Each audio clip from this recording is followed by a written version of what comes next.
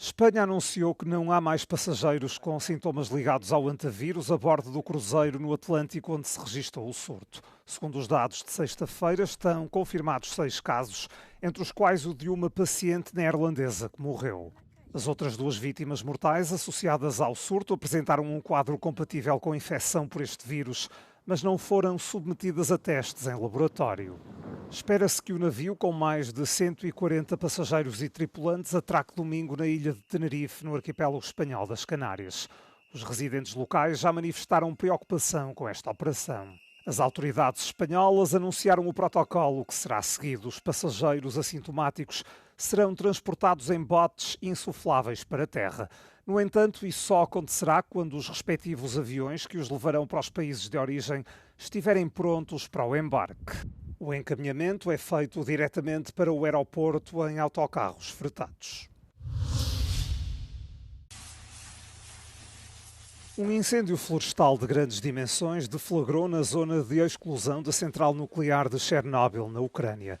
Aconteceu após a queda de um drone perto do local na quinta-feira.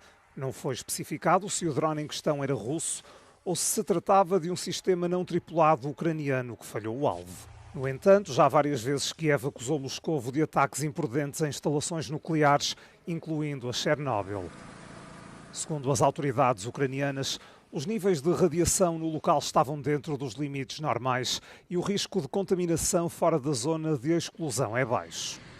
Os serviços de emergência estatais explicam que o tempo seco, os ventos fortes e a presença de minas terrestres são obstáculos no combate às chamas. Ainda assim, há esperança de que a chuva, prevista para a noite de sexta-feira, ajude os bombeiros.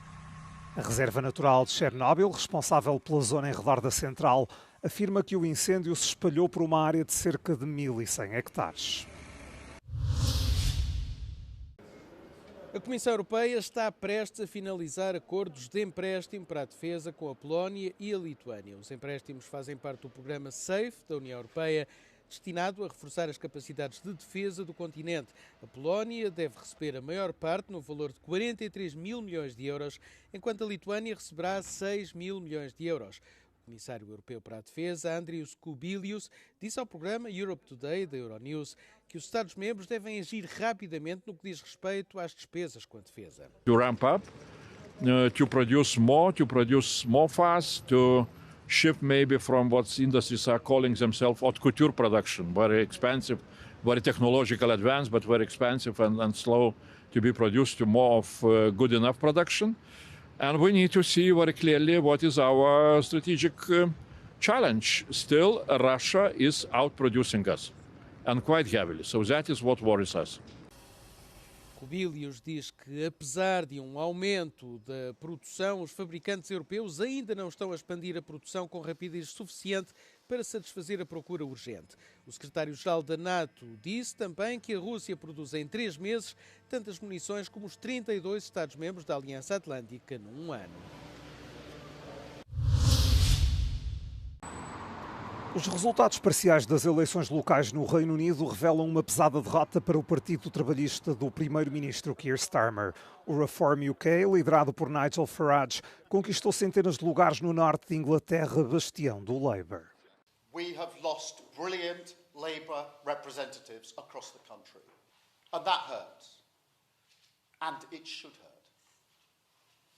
And I take responsibility. A popularidade de Starmer continua a cair a pique menos de 2 anos após assumir o poder.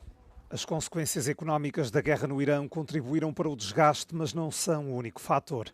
Há ainda a controversa nomeação de Peter Mandelson, que foi muito próximo de Epstein como embaixador nos Estados Unidos. O vice-primeiro-ministro David Lammy avisa que não se deve mudar o piloto durante o voo. No entanto, a pressão interna já se faz sentir e alguns deputados trabalhistas pedem uma nova liderança. O primeiro-ministro britânico garante que não ficou abalado e recusa demitir-se.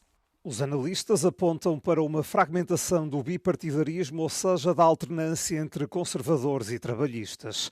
Além da direita radical, verdes e liberais também conseguiram ganhos.